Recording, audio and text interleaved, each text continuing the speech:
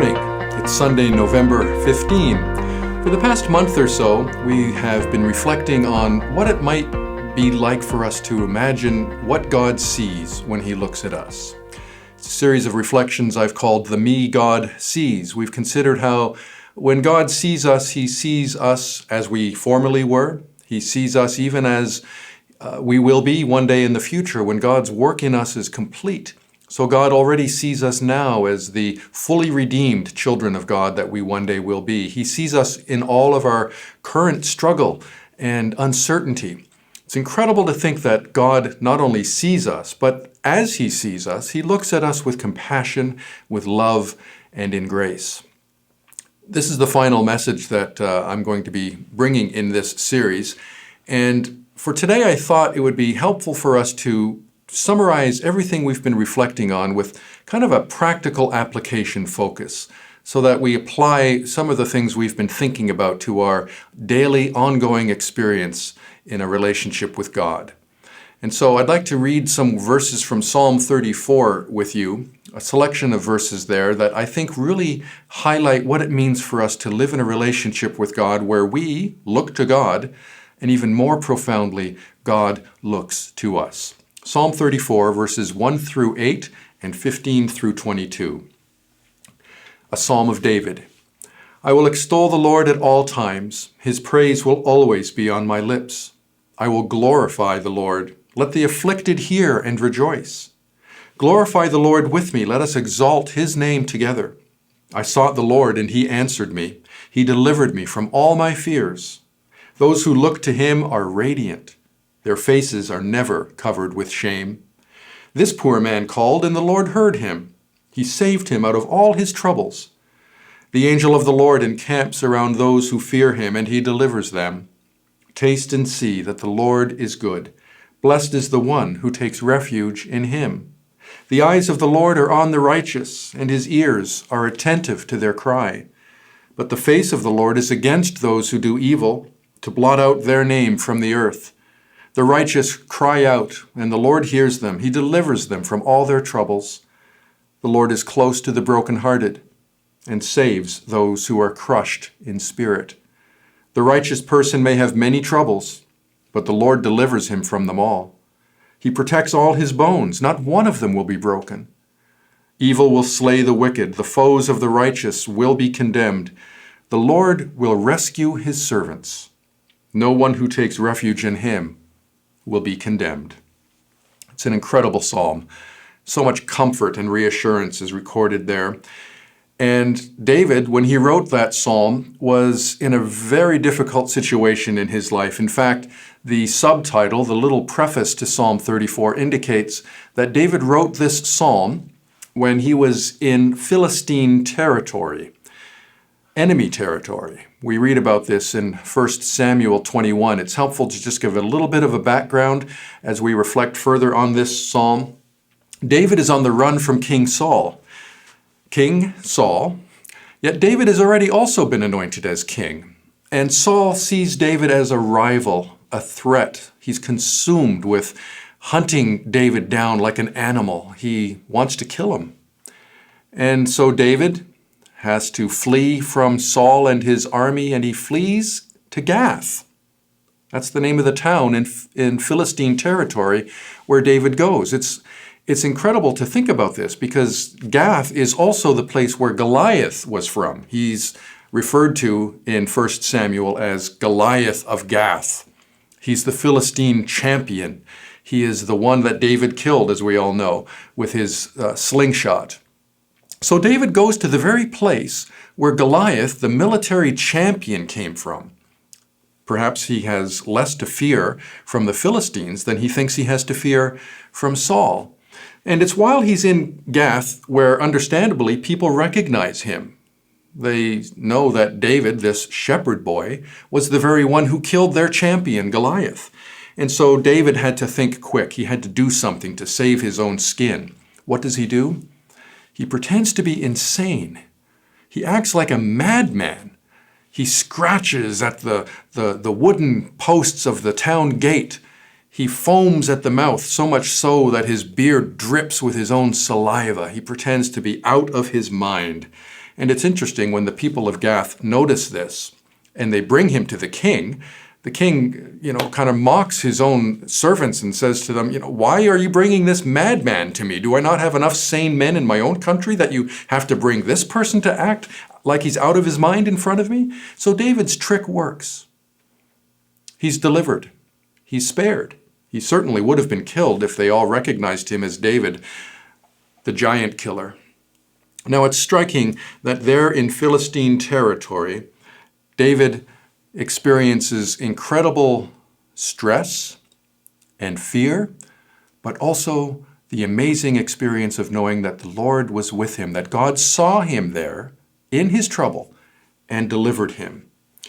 And as we think of Psalm 24, or Psalm 34 rather, we think about how there is this reference to how when we cry out to God, we look to him, and how the Lord, in response to that, also looks to us in our struggle. The eyes of the Lord are on the righteous. This is why David could sing joyfully after he was delivered. I sought the Lord and he answered me. He delivered me from all my fears. This poor man called and the Lord heard him. He saved him out of all his troubles. The Lord is close to the brokenhearted. One thing that stands out for me in those words is how David refers to how God delivered him from all his fears. That's significant because back in 1 Samuel 21, we read that as David was in Gath, in enemy territory, he was very much afraid of the king. Now that's striking and certainly understandable given the situation that David was in, but it's striking because it's the only time in the entire story of David, and it's quite lengthy, that we read about David being afraid. He had many opportunities, you would think, to feel afraid. Certainly when Saul was pursuing him, when he was outnumbered in battle, when his own son Absalom later would revolt against his own father, you would think David would have had many opportunities to be afraid, but this is the only time we read how David was frightened, very much afraid of the king. It's understandable that he would feel this way, and it's interesting that there's another psalm that he wrote that was written at this very time when he was in Gath, Psalm 56. The subtitle of that psalm indicates that David wrote this when the Philistines had seized him in Gath.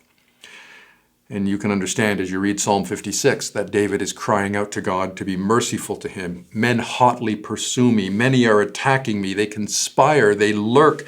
They watch my steps. They are eager to take my life. David had reason to be afraid.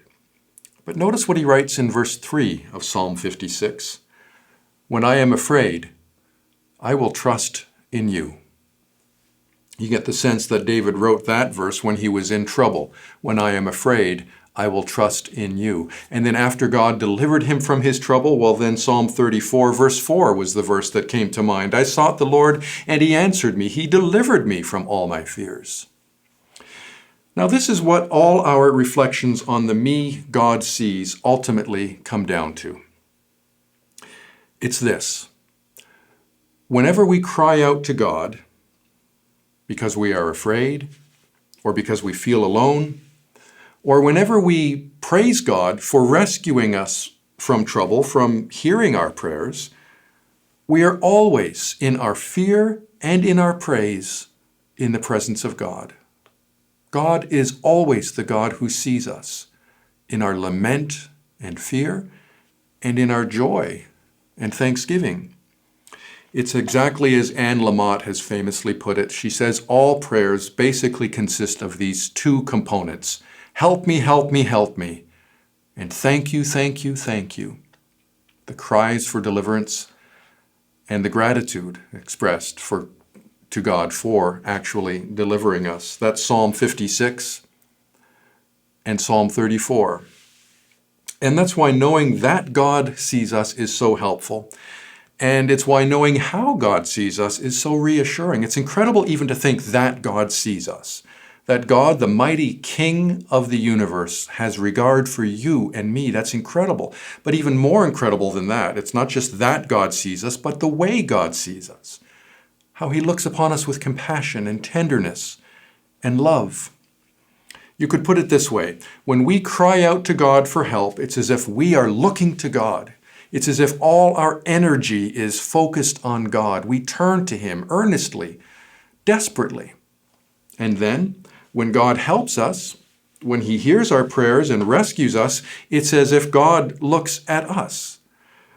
He regards us with compassion. He notices our trouble and He does something about it. So we look to God and God looks at us. It's a very simple, but I think a helpful way of understanding what our relationship with God is really all about. There is this ongoing gaze, this regard, one for the other. We look to God and God looks to us, an ongoing consideration of mutual love. We see God and God sees us. Again, notice how Psalm 34 conveys both of these elements. Verse 5, those who look to God are radiant. That's our seeking God, our desperate yearning for God. And then look at verse 15, where we see the other component, God looking at us. The eyes of the Lord are on the righteous. So there you have it. We look to God and God looks at us. This is the rock bottom, solid foundation of a person's relationship with God. It's really what having a relationship with God is all about. We look to God and God looks to us. Now, this doesn't mean that our lives will be easy, not at all. In fact, Psalm 34 acknowledges that. We will have many troubles. But the point is, God is with us in all of those troubles and, in fact, delivers us from them. David's situation wasn't easy, and there are so many others in the Bible that show us very clearly that life in this troubled world can often be a very difficult time. Uncertainty and doubt and struggle, these are all parts of our experience. We know that ourselves, and if we don't experience that or haven't yet, we certainly know people who have. And sometimes in our own lives, we know what it is like to just feel lost and alone. We don't know what to do. And we wonder even if God is with us and whether He hears our prayers.